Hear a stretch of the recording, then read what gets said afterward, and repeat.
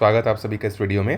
तो आज के इस वीडियो में हम लोग देखने वाले हैं जो सीजी व्यापम के द्वारा 2026 में आयोजित अलग अलग परीक्षाओं में छत्तीसगढ़ सामान्य अध्ययन के जो क्वेश्चन पूछे गए हैं उसका सॉल्यूशन जो है हम लोग इस वीडियो में देखने वाले हैं। ठीक है, इससे पहले छत्तीसगढ़ सामान्य अध्ययन के ऑलरेडी जो है विगत वर्षों के जो है 4 वीडियोस अपलोड हो चुके हैं। ये जो है उस सीरीज़ का जो है 5वां वीडियो है। ठीक है, तो अगर आपने नहीं देखा है तो पहले आप चारों को जाकर देख लीजिए, क्योंकि वहाँ पर भी प्रीवियस ईयर के क्वेश्चन किस तरीके से पूछे जा रहे हैं वो मैंने वहाँ पर बताया। हर क्वेश्चन जो होते हैं खासकर शिक्षक भर्ती में क्या होंगे, 10 नंबर का जीके जीएस है, तो क्वेश्चन रिपीट होते हैं। ठीक है, तो आप प्रीवियस ईयर को पढ़ के भी जाएंगे तो आपसे 10 में से जो है मतलब 5-6 क्वेश्चन तो आपके बनने लायक होने चाहिए। एकदम यही क्वेश्चन नहीं बोल रहा हूँ, जो बताया जा रहा है उससे मिलता जुलता क्वेश्चन भी आपको एग्जाम में देखने को मिल सकता है। इसका पीडीएफ आपको जो है हमारे टेलीग्राम चैनल पर मिल जाएगा। आप वहाँ से जाकर जो है क्या कर सकते हैं, डाउनलोड कर सकते हैं। डिस्क्रिप्शन बॉक्स में आपको मिल जाएगा टेलीग्राम चैनल का लिंक। इसके अलावा आपको एग्जाम से रिलेटेड अगर कोई भी हेल्प अगर चाहिए तो आप इस नंबर पे जो है क्या कर सकते हैं, टेक्स्ट मैसेज जो है कर सकते हैं। ठीक है, चाहे शिक्षक भर्ती का हो चाहे किसी भी एग्जाम से रिलेटेड कोई इन्फॉर्मेशन चाहिए होगा तो आप इसमें जो है टेक्स्ट मैसेज कर सकते हैं। चलिए स्टार्ट करते हैं। देखिए पहला क्वेश्चन है, छत्तीसगढ़ का प्रथम रामसर साइट कौन सा है। देखिए ये बहुत इंपॉर्टेंट क्वेश्चन है। हम आप सबको पता है कि रामसर साइट जो होता है वो जो है उसके पीछे बहुत सारे जो है मतलब इंपॉर्टेंट पॉइंट्स होते हैं कि इन क्राइटेरियाज को फुलफिल करेगा तब किसी जगह को जो है क्या किया जाता है, रामसर साइट बनाया जाता है। तो अभी जो है कोपरा जलाशय जो है उसको जो है हमारे छत्तीसगढ़ का जो है पहला रामसर साइट जो है घोषित किया गया है। ठीक है, और ये देखो कोपरा जलाशय, इसका घोषणा का तिथि भी आपसे एग्जाम में पूछ सकता है, तो याद रखिएगा इसकी घोषणा की गई थी 12 दिसंबर 2025 को जो है इसकी घोषणा जो है की गई थी। और कोपरा जलाशय जो है हमारे छत्तीसगढ़ का जो है पहला क्या है, रामसर साइट है। ठीक है, और ओवरऑल भारत का बात किया जाए तो जब ये घोषणा हुआ था तब ये 96 नंबर का था, और अभी वर्तमान में 101 नंबर का रामसर साइट जो है अरुणाचल प्रदेश का जो है एक जगह को जो है घोषित किया गया है। ठीक है, इस चीज़ को याद रखिएगा।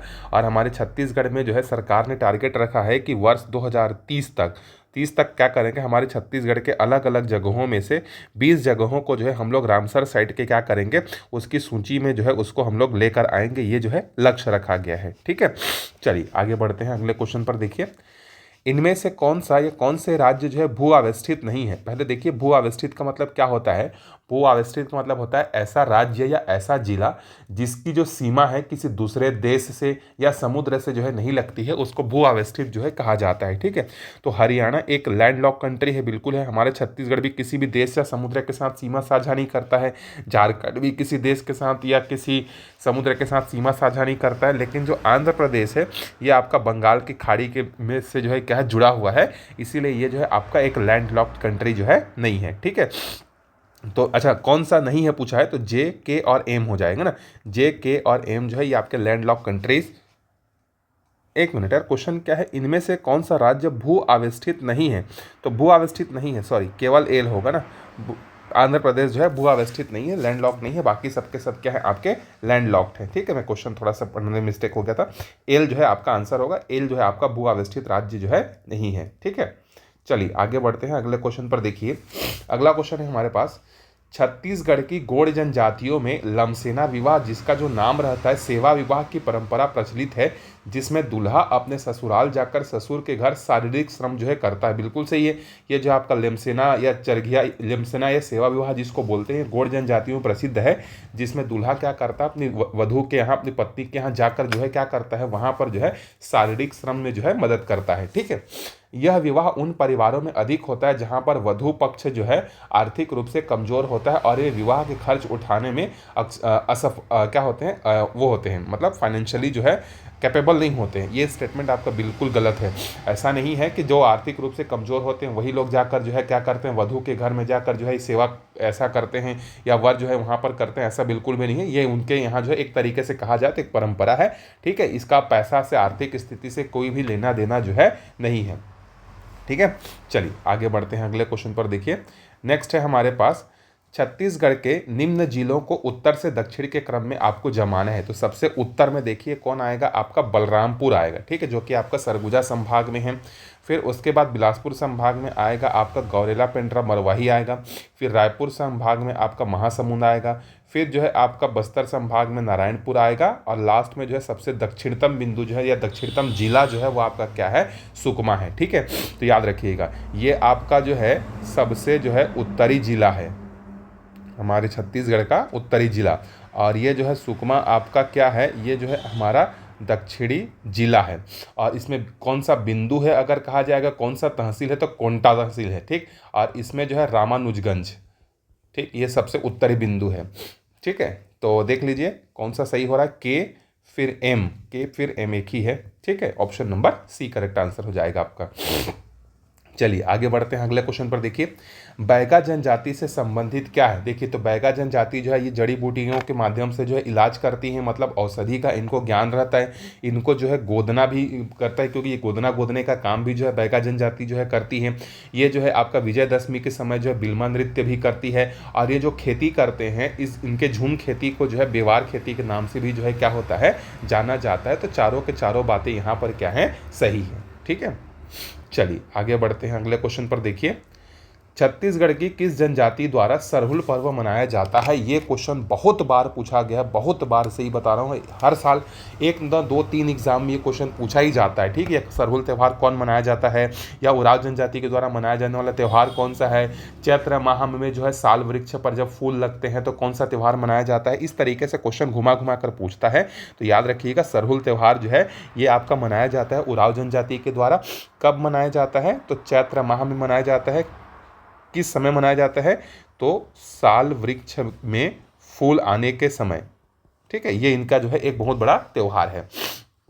चलिए आगे बढ़ते हैं। देखिए अगला क्वेश्चन है हमारे पास, यहाँ पर एक जगह दिया हुआ है और वो जगह जो है कौन से जिले में है ये आपको बताना है। तो यहाँ पर देखिए जितने भी औद्योगिक केंद्र दिए गए हैं ना, ये सब जो औद्योगिक केंद्र है ये वृहद औद्योगिक केंद्र के अंतर्गत आते हैं। ठीक है, औद्योगिक जो केंद्र है उनको भी जो है उनके क्षेत्रफल के हिसाब से अलग अलग क्षेत्रों में जो है बांटा गया है।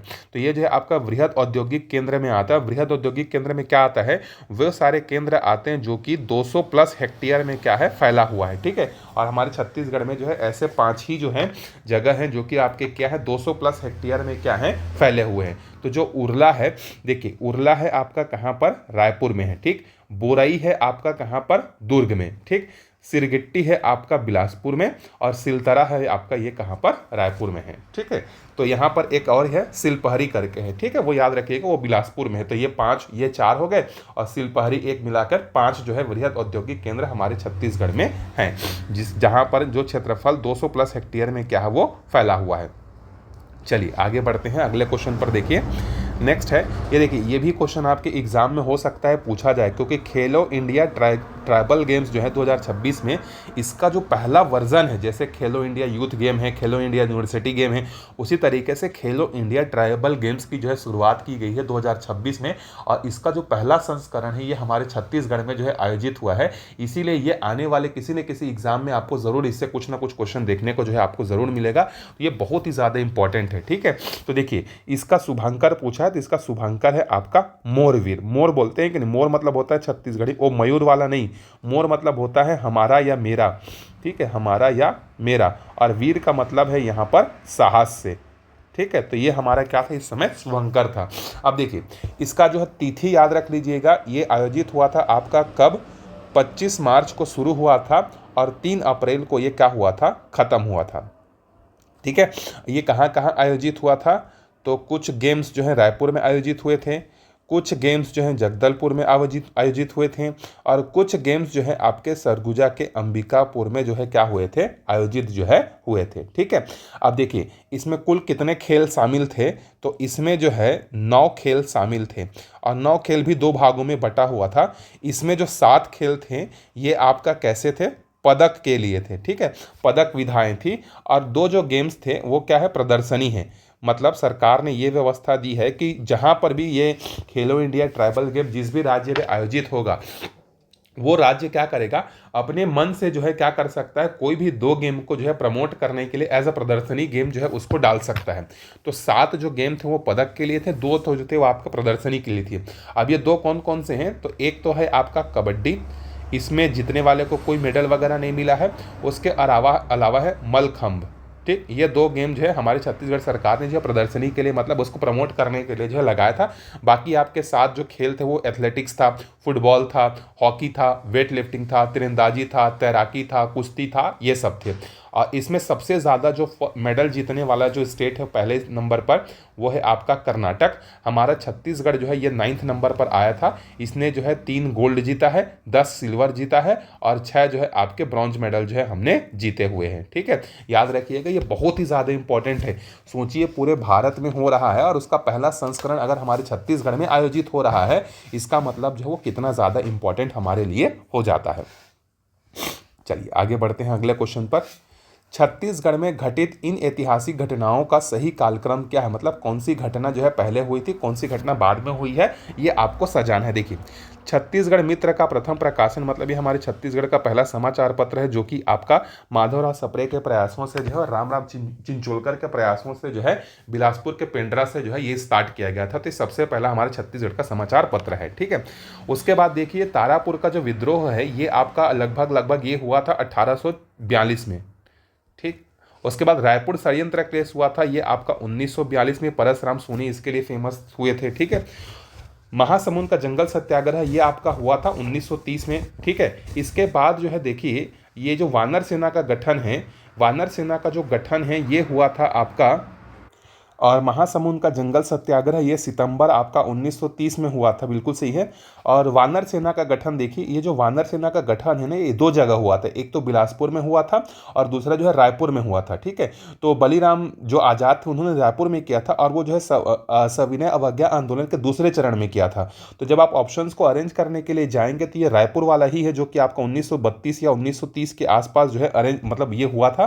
तो ऑप्शन के हिसाब से अरेंज करने जाएंगे तो फिर ये वाला आपका करेक्ट होगा। तारापुर का विद्रोह पहले आएगा, फिर उसके बाद जो है आपका छत्तीसगढ़ मित्र का प्रकाशन हुआ था 1900 में हुआ था, फिर महासमुंद का जंगल सत्याग्रह हुआ था, फिर वानर सेना वाला हुआ था जो बलीराम आजाद ने जो है रायपुर में जो है किया था, जिनमें जो है छोटे छोटे स्कूल में पढ़ने वाले बच्चों से जो है पर्चे वगैरह बंटवाए जाते हैं आज़ादी से संबंधित। और लास्ट में फिर आएगा आपका रायपुर षड्यंत्र केस जो कि परसराम सोनी से संबंधित है 1942 में करके। तो ऑप्शन के हिसाब से ये जो है दूसरा वाला जो गठित हुआ था उससे संबंधित है ये। चलिए पॉलिटी का एक क्वेश्चन आ गया बीच में, देखते हैं।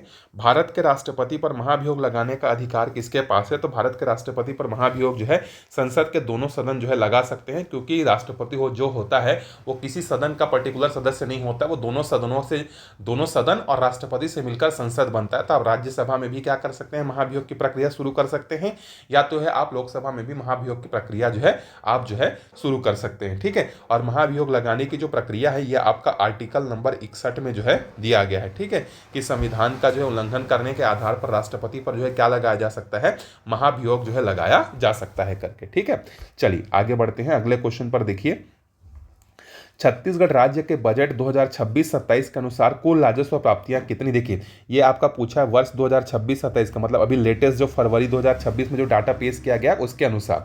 तो राजस्व प्राप्तियों का जो अनुमान है इस साल का वो है आपका 1,43,000 करोड़ रुपए राजस्व प्राप्तियों का क्या है, अनुमान है। ठीक, और पूंजीगत प्राप्तियां अगर पूछेगा, ठीक है, पूंजीगत प्राप्तियां अगर पूछेगा तो पूंजीगत प्राप्तियां का जो अनुमान है वो है 29,900 रुपए। ठीक, 29,900 रुपए जो है ये आपका अनुमानित है। ठीक है, इसके बाद देखिए जो राजकोषीय घाटा है 26-27 का वो आपका 2.87 है। याद रखिएगा 2026-27 का बात कर रहा हूँ, राजकोषीय घाटा की बात कर रहा हूँ ना।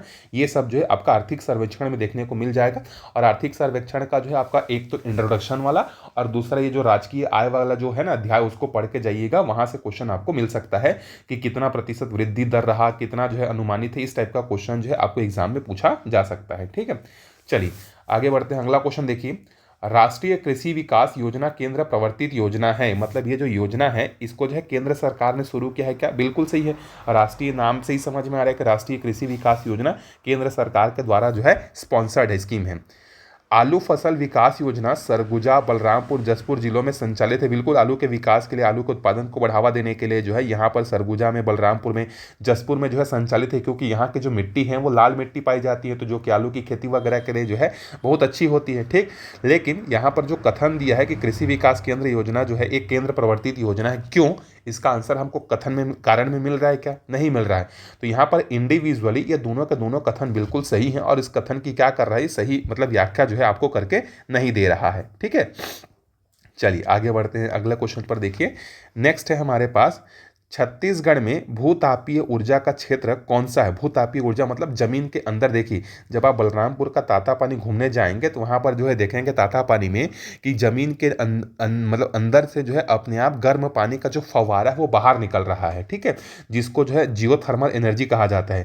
तो अमेरिका की एक कंपनी है जो कि इस जियोथर्मल एनर्जी का यूज करके जो है इलेक्ट्रिसिटी या किसी दूसरे एनर्जी में कन्वर्ट करना चाहती है, जिसके लिए वो काम जो है कर रही है, ठीक है। ये हमारे पूरे भारत में जो है सेकेंड नंबर पर है जो कि जियोथर्मल एनर्जी प्रोवाइड करता है। पहले नंबर पर जो है हमारा जम्मू कश्मीर वाला जो क्षेत्र है पूगा वैली बोलते हैं, ठीक है। पहला जो क्षेत्र है आपका वो है पूगा वैली। जो पूगा वैली है वहां पर भी जियोथर्मल एनर्जी जो है वहां पर स्टैब्लिश करी जा रही है। तो छत्तीसगढ़ जो है सेकेंड नंबर पर है। तो ये भी क्वेश्चन इंपॉर्टेंट हो सकता है आपके लिए।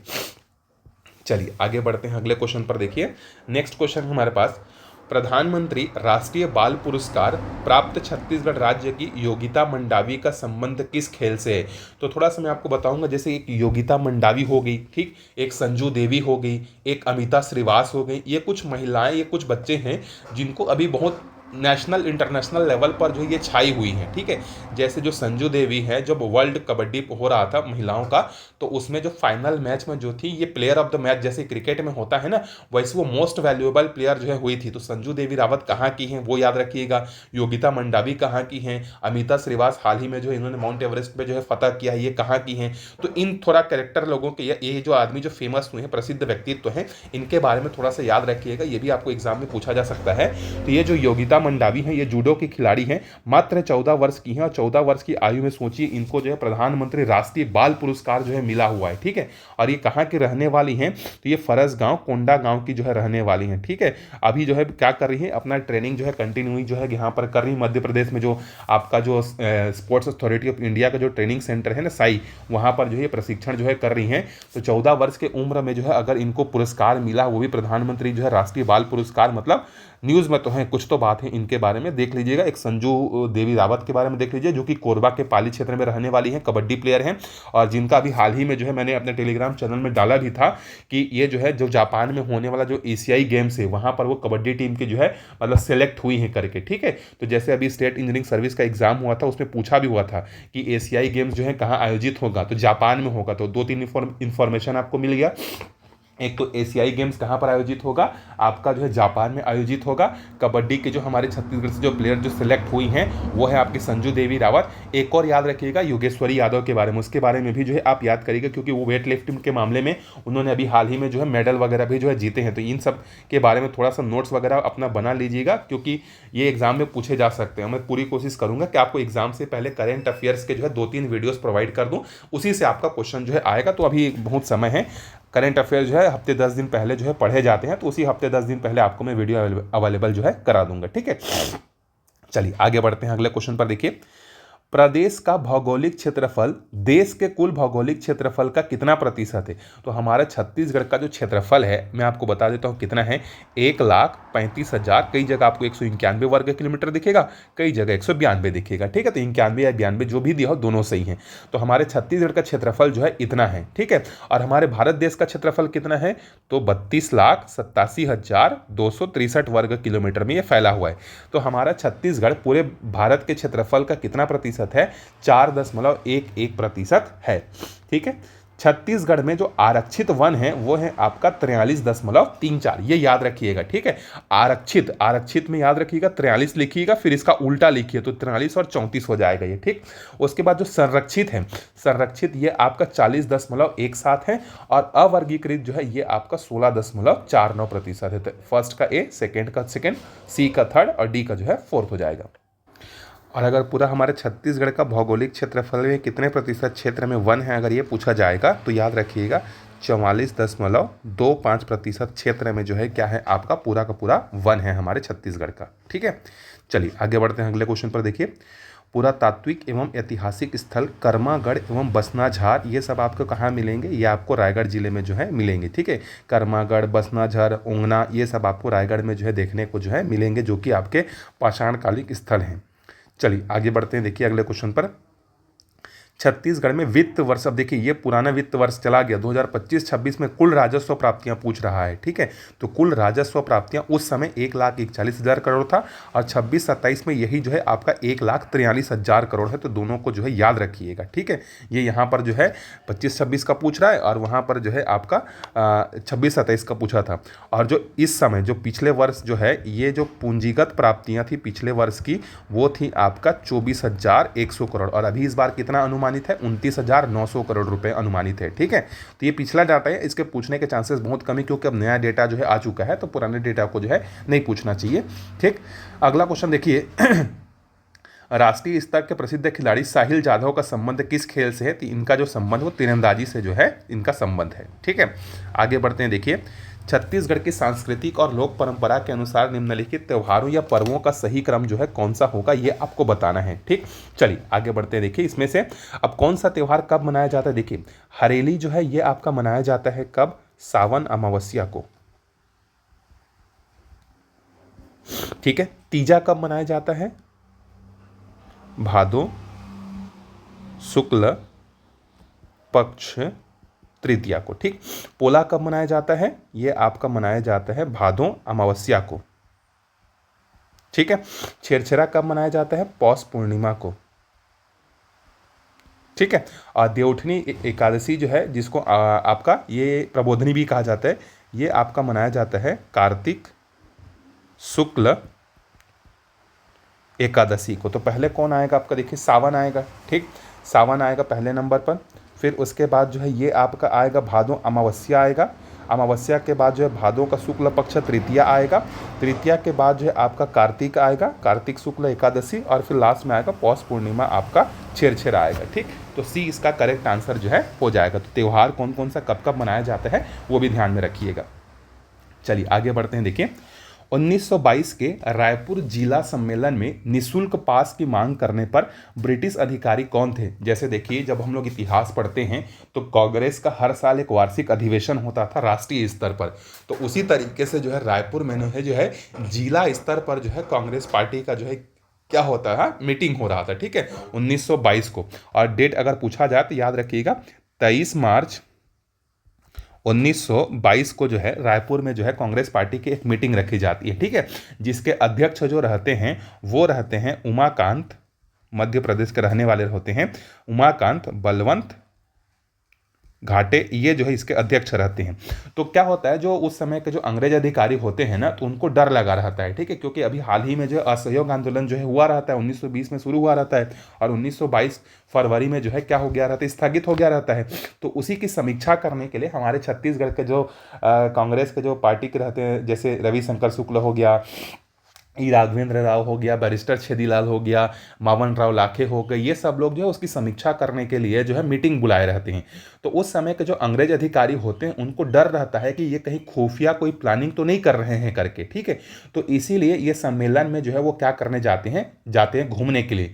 लेकिन जैसे सम्मेलन में घूमने जाते हैं तो जो कांग्रेस पार्टी का सदस्य नहीं है उसको क्या कहा जाता है कि आपको टिकट लेना है और टिकट लेने के बाद जो सभा हो रही है या जो भी आपका सम्मेलन हो रहा है उसमें आप अंदर जा सकते हैं करके, ठीक है। तो बिना टिकट के जो है बिना कांग्रेस वालों को जो है जो गैर कांग्रेसी था उनको अलाउड नहीं था, ठीक है। तो उस समय हमारे छत्तीसगढ़ में जो है जो डिप्टी कमिश्नर थे वो थे मिस्टर क्लार्क थे, ठीक है। डिप्टी कमिश्नर कौन थे, मिस्टर क्लार्क थे। और उस समय जो रायपुर के पुलिस अधीक्षक थे वो जॉन्स थे, ठीक। तो ये दोनों व्यक्ति जो है आते हैं और ये बिना निःशुल्क मतलब बिना पैसा दिए निःशुल्क पास की जो है मांग करने लगते हैं, ठीक है। तो इनको जो है रविशंकर शुक्ला बोलते हैं, देखिए आपको हमारे सम्मेलन में आना है, कोई बात नहीं, आप बिल्कुल आ जाइए, लेकिन जो है आपको टिकट लेकर आना पड़ेगा, जो भी 5-10 रुपये या 2 रुपये का टिकट है वो आपको लेकर आना पड़ेगा। तो इनको ईगो हर्ट हो जाता है कि हम साले डिप्टी कमिश्नर हैं, शहर के पुलिस अधीक्षक हैं और हमको जो है क्या किया जा रहा है कि पैसा पास लेकर आओ करके। तो ये जो है वहाँ पर निःशुल्क पास की मांग करने के लिए जो है भिड़ जाते हैं और जब लास्ट में जो है कांग्रेस पार्टी इनको बिना पैसे के अंदर जाने नहीं देती है तो फिर ये रविशंकर शुक्ल को गिरफ्तार कर लेते हैं, ठीक है। जिसके कारण से जो है 17 पुलिस वाले जो होते हैं उस समय सिपाही जो होते हैं वो इस्तीफा दे देते हैं। फिर लास्ट में जो है ये झुकते हैं और जाना जब इनको रहता है तो ये फिर वही पैसा वैसा लेके जो है टिकट लेकर जो है जाते हैं, ठीक। तो के और एल याद रखिएगा, पुलिस अधीक्षक मिस्टर जॉन्स थे और जो डिप्टी कमिश्नर थे वो क्लार्क थे करके, ठीक है। ये 1922 की घटना है, रायपुर में जो है हुआ था, ठीक है। चलिए आगे बढ़ते हैं अगले क्वेश्चन पर। देखिए संसद के दोनों सदनों के संयुक्त बैठकों में अध्यक्षता कौन करता है? देखिए, अगर किसी भी मामले को लेकर अगर लोकसभा और राज्यसभा में कुछ मतभेद हो जाता है, संविधान संशोधन के मामले को छोड़कर, धन विधेयक के मामले को छोड़कर, अगर साधारण विधेयक की अगर बात है तो वहां पर संयुक्त बैठक जो है हो सकता है। और संयुक्त बैठक का प्रावधान आर्टिकल नंबर 108 में है, ठीक है। और ये जो है हमने ऑस्ट्रेलिया से लिया है।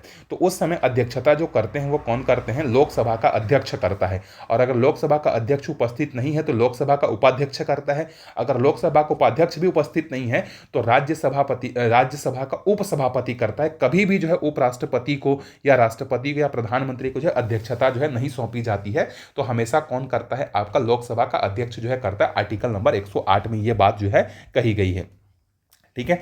चलिए आगे बढ़ते हैं अगले क्वेश्चन पर। देखिए, सरगुजा जिले की निम्नलिखित में से कौन सी जनजाति अपने धातु कला विशेष रूप से दीपक चिमनी के निर्माण के लिए प्रसिद्ध है? तो सरगुजा जिले में जो है आपका जो मलार जनजाति है ये जो है दीपक चिमनी निर्माण के लिए क्या है? बहुत ज़्यादा जो है फेमस है, ठीक है। आपकी पंडो जनजाति जो है ये हमारे छत्तीसगढ़ में जो है विशेष पिछड़ी जनजाति के रूप में जो है ये अधिकृत है, ठीक। कोरवा जनजाति आपका विशेष पिछड़ी जनजाति, पहाड़ी कोरवा, ठीक। ओराव जो है अभी हमने पढ़ा कि ये लोग जो है सरहुल त्यौहार मनाते हैं, ठीक है, चैत्र माह में साल वृक्ष पर फूल लगने पर। चलिए आगे बढ़ते हैं। देखिए, हसदेव बांगो सिंचाई परियोजना से जिलों में सिंचाई होती है। देखिए, सबसे पहले तो देखिए ये हसदेव बांगो सिंचाई परियोजना ये कहाँ पर स्थित है? आपका ये जो है कोरबा में स्थित है। कौन से नदी पर स्थित है? तो हसदेव नदी पर स्थित है। इसमें हमारे छत्तीसगढ़ का सबसे ऊंचा बांध है, 87 मीटर का जो है ऊंचा बांध बनाया गया है, ठीक है। जिससे जो है आपका कोरबा जिला, जांजगीर जिला और रायगढ़, ये तीनों जिलों को जो है क्या होता है? सिंचाई का लाभ जो है मिलता है।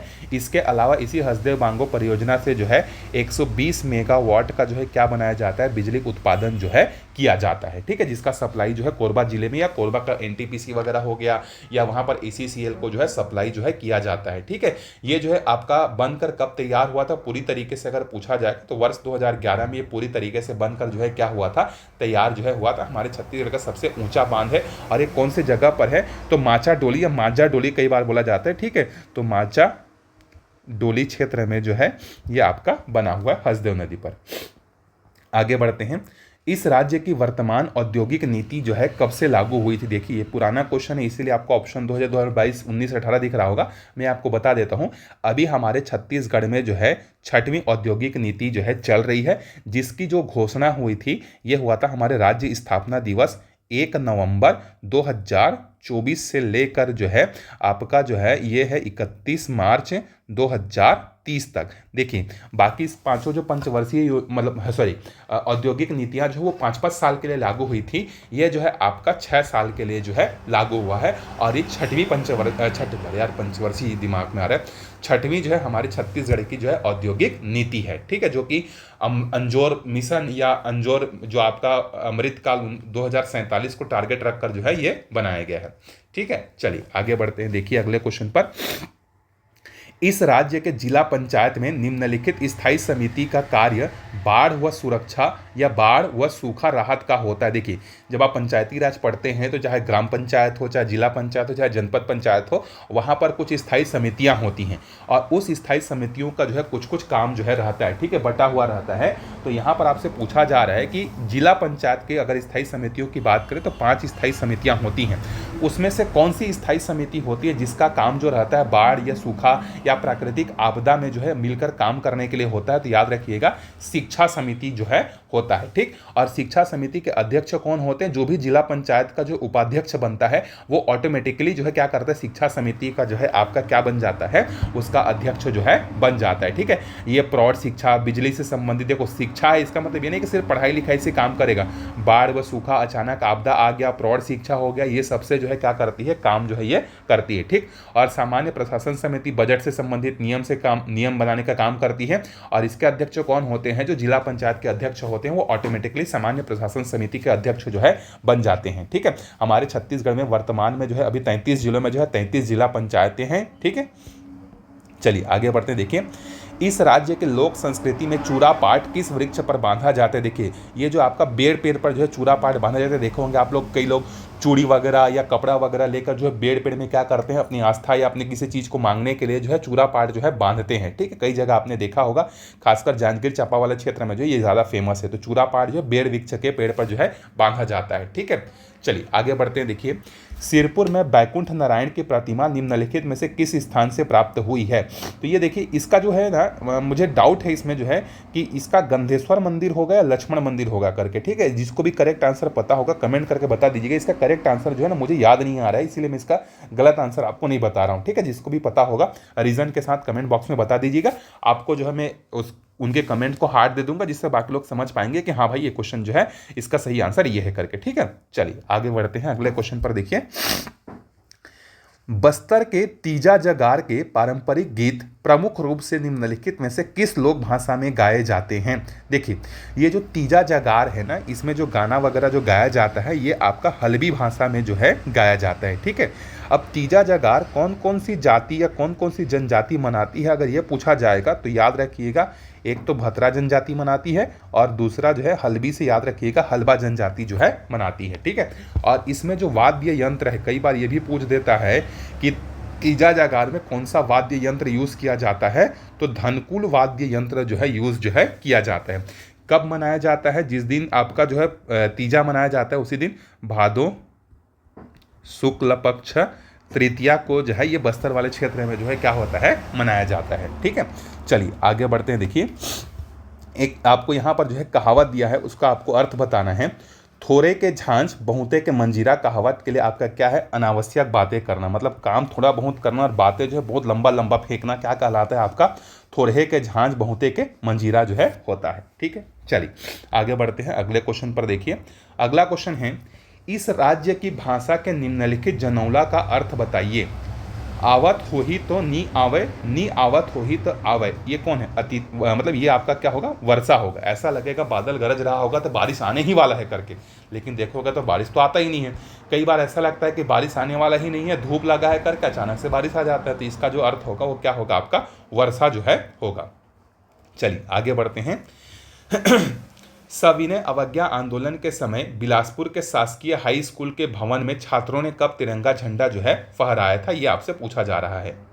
तो देखिए, 1930 के आसपास हमारे छत्तीसगढ़ में उस समय और पूरे भारत में क्या चल रहा था, आपका सविनय अवज्ञा आंदोलन चल रहा था। तो सविनय अवज्ञा आंदोलन के दौरान जो बिलासपुर का शासकीय हाई स्कूल था उसमें क्रांति कुमार भारती ने जो है क्या किया था, तिरंगा जो है फहराया था। ठीक है, और ये डेट कौन सा है आपका, 4 अगस्त 1930 को। ठीक है, और ये झंडा जो है 3 दिन तक उसमें लहराया जा रहा था। अब झंडा से संबंधित चीज़ें क्या है, देखिए, जो हम लोग जो भारतीय लोग जो झंडा जो चूज़ किए थे उसमें चरखा था, और अंग्रेजों का जो है अपना जो ब्रिटेन से जो झंडा बनकर आता था जिसमें महारानी का जो है चिन्ह वगैरह होता था, तो उसको फहराते थे वो लोग। तो इनको लगता था, अंग्रेज लोगों को लगता था कि जो है क्या है कि ये हमारे झंडे का अपमान है करके, जो ब्रिटिश झंडा उसका अपमान है करके, जबकि हमारे कांग्रेस पार्टी के लोग, हमारे भारत के लोग अपना झंडा जो है फहराते थे। तो उसी को जो है इनके अंग्रेजों और भारतीयों के बीच में जो है टसल जो है चलता रहता था। ठीक है, तो 4 अगस्त 1930 को जो है याद रखिएगा।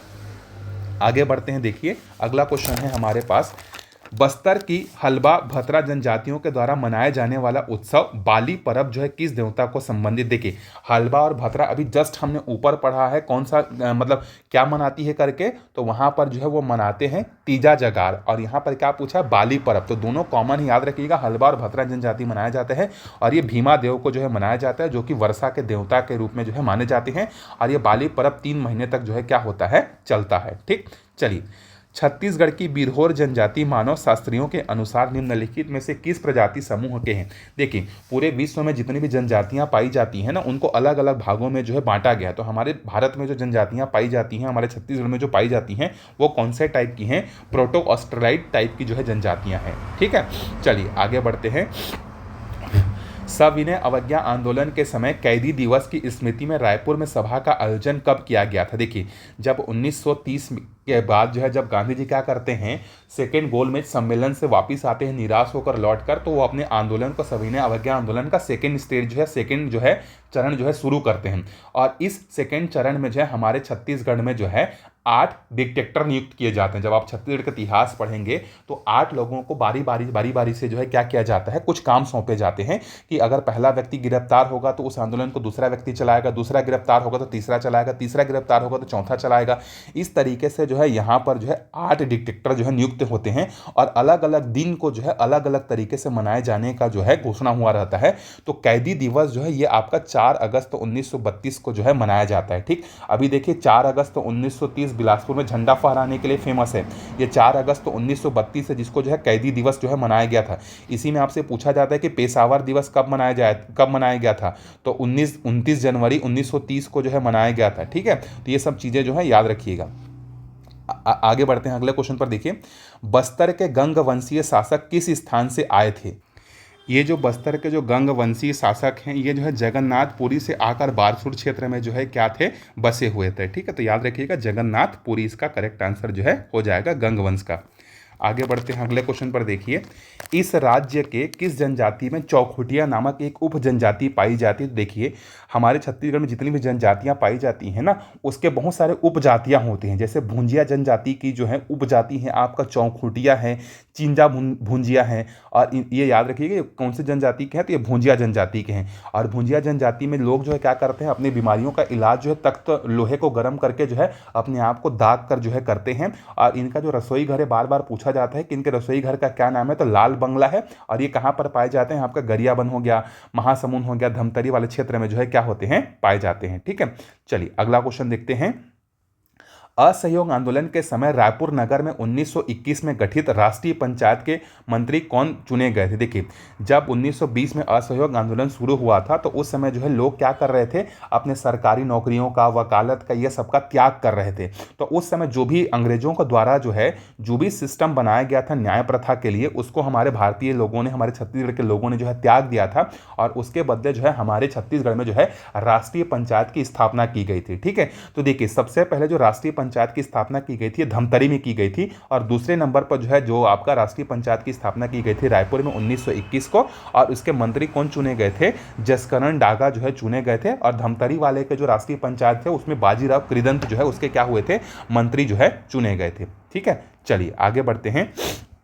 बिंबा जी की जो पत्नी है आनंदीबाई ने रतनपुर का सेना धुरंधर किसे बनाया था? देखिए, सेना धुरंधर जो है ये इन्होंने बनाया था, किसको बनाया था, इन्होंने जो है व्यंको जी को जो है बनाया था। ठीक है, क्योंकि इसका इतिहास जब आप देखेंगे ना तब इतिहास में पढ़ेंगे कि इस सेना धुरंधर की उपाधि जो है एक्चुअल में आनंदीबाई ने नहीं दिया था। उस समय जो रघुजी द्वितीय थे उन्होंने जो है उनको सेना उपाधि जो है इन्होंने दिया था करके। ठीक है, तो यहाँ पर पूछा हुआ है तो क्वेश्चन के हिसाब से हम लोग व्यंको जी को जो है ले सकते हैं। ठीक है, क्योंकि जो है देखिए जब आप ये कल मराठा के इतिहास पढ़ेंगे तो रघुजी प्रथम की मृत्यु के पश्चात उनकी जो पत्नी रहती हैं आनंदीबाई, वो हमारे छत्तीसगढ़ का सेना को जो है क्या मतलब हमारे छत्तीसगढ़ के शासन को क्या करती हैं, वो संभालती हैं। लेकिन रघुजी प्रथम जो होते हैं वो चाहते हैं कि छत्तीसगढ़ में जो है किसी एक, अपने 3 भाई रहते हैं उन लोग। ठीक है, तो 3 भाई जब रहते हैं तो उनमें जो सबसे जो मतलब देखिए मैं आपको बता देता हूँ 3 भाई कौन कौन रहते हैं। मुधो जी के 3 बेटे रहते हैं। एक तो रहते हैं आपके रघु जी सेकेंड, फिर दूसरे होते हैं आपके व्यंको जी, और तीसरे होते हैं चीमड़ जी। ठीक, और ये किसके बेटे रहते हैं, मुधो जी के। और मुधो जी के भाई का नाम क्या रहता है आपका, बिंबा जी। ठीक, तो बिंबा जी की जब मृत्यु हो जाती है तो इनकी इच्छा रहती है कि इनके जो भतीजे रहते हैं चीमड़ जी, इसको ये गोद लें और गोद लेकर जो है रतनपुर का जो है शासक बनाए करके। ठीक है, लेकिन ये जो चीमड़ जी रहते हैं ये जो है रतनपुर में जो है शासन करना चाहते हैं, क्योंकि रतनपुर तो बड़ा है, मतलब रतनपुर बोलता हूँ, नागपुर तो बड़ा है, नागपुर के अंतर्गत आपका रतनपुर आता है। तो ये जो है अपने आप को जो है नागपुर के शासन में व्यस्त रखना चाहते रहते हैं। लेकिन जो है रघुजी द्वितीय डरता रहता है, क्योंकि इन तीनों भाइयों में सबसे जो काबिल जो रहता है, जो मतलब राज्य संभालने के लायक रहता है, वो चीमड़ जी रहता है। तो रघुजी द्वितीय क्या करता है, उड़ीसा के कटक से तांत्रिक लोगों को बुलाता है और इसको जो है तंत्र विद्या से मरवा देता है। तो ये आदमी तो निपट गया। अब इसका कॉम्पिटिटर बना इसी का छोटा भाई व्यंको जी। तो व्यंको जी जो है चाहता है, रघुजी डरता है कि कहीं जिस तरीके से चीमड़ जी जो है मेरे को हस्तक्षेप कर रहे थे, कहीं उसी तरीके से व्यंको जी ना हस्तक्षेप करने करके इनको जो है चुपचाप से किसी जगह का जो है राजा बनाकर भेज दिया जाए करके ये सोचते हैं। फिर इनको छत्तीसगढ़ का राजा बनाकर भेजते हैं और इनको जो है धुरंधर की उपाधि जो है देते हैं। तो एक्चुअल में धुरंधर की उपाधि रघुजी द्वितीय दिए रहते हैं, और व्यंको जी जब आते हैं तो इनके द्वारा ही जो है सूबेदारी प्रथा जो है क्या होती है, शुरू की जाती है।